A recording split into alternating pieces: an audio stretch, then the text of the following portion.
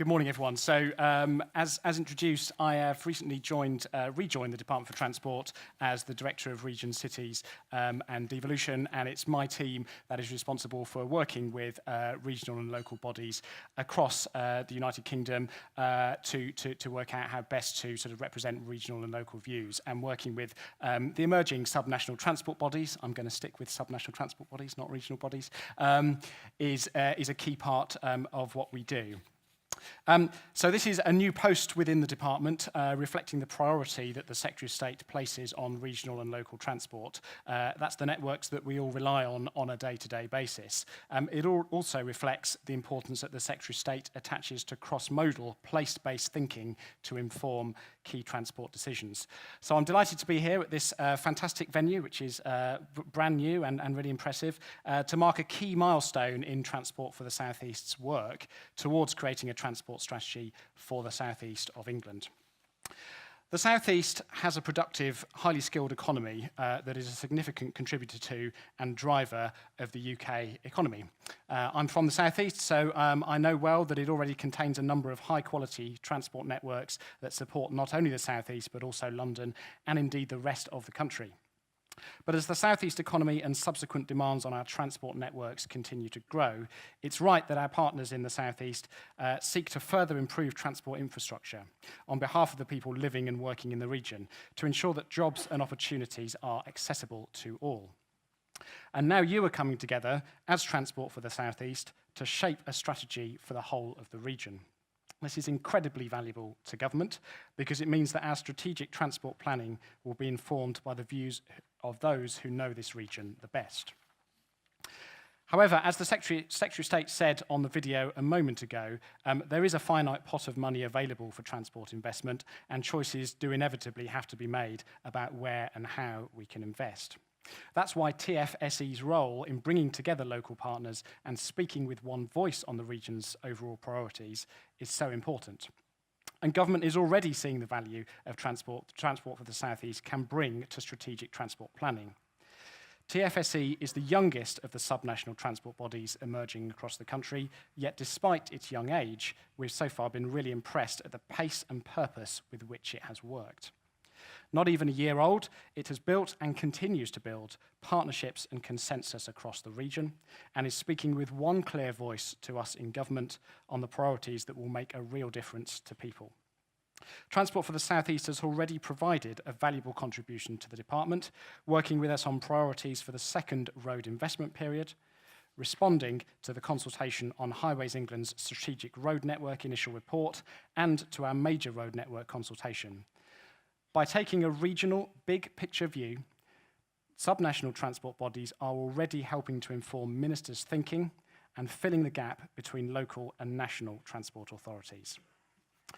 TFSE is a strong voluntary partnership with ambitions to become a statutory subnational transport body, following in the footsteps of Transport for the North.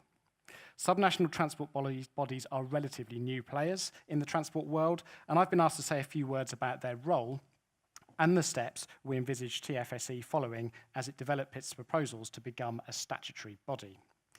Subnational transport bodies are independent regional bodies that will drive economic growth by speaking with a single voice for their region to help prioritise national investments that will have large-scale impacts, through the creation of a regional transport strategy and through programmes that are more effectively operated at a regional level, for example, smart ticketing schemes. As you may know, on the 1st of April this year, Transport for the North became the first statutory subnational transport body in England. Transport for the North has recently consulted on its strategic transport plan and is working on its programme to expand smart ticketing across the North. And ministers have been clear that it is for groups of local authorities to come forward with proposals to form a subnational transport body, including what functions they think might be best exercised at a more regional level. This means that the arrangements for each STB should reflect the varying local transport and economic growth needs of each region. So what about the process for becoming a statutory body? Well, it begins with a formal proposal to the Secretary of State, and importantly, this would need to be agreed by all members of the emerging subnational transport body. And I know that TFSE are keen to embark on developing their proposal in parallel with developing their transport strategy. The Secretary of State will consider and formally respond to any proposals he receives. And if approved, regulations would need to be drafted and approved by Parliament.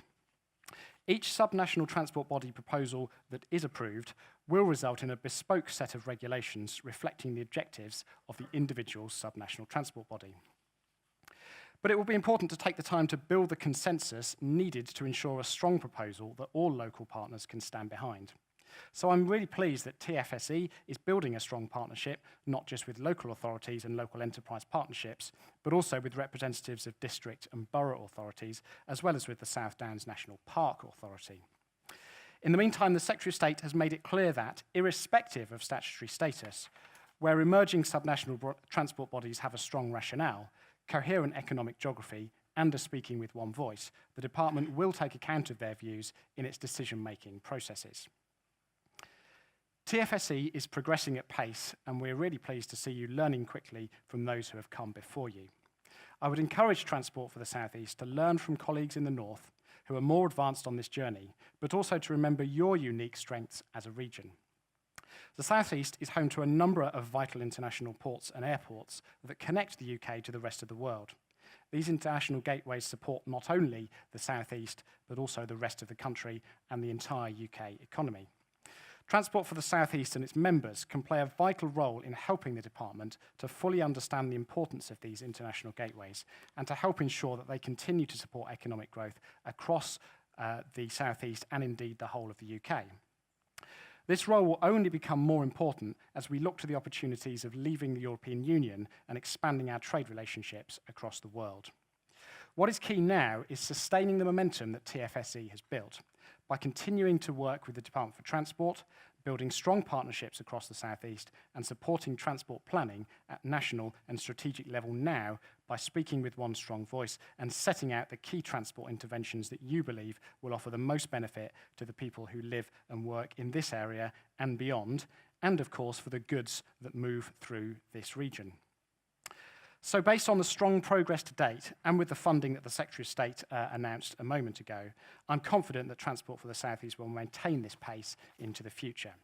So thanks very much for inviting me to speak today, and I look forward to continuing to work closely with Transport for the South East and seeing your progress over the coming months and years. Thank you.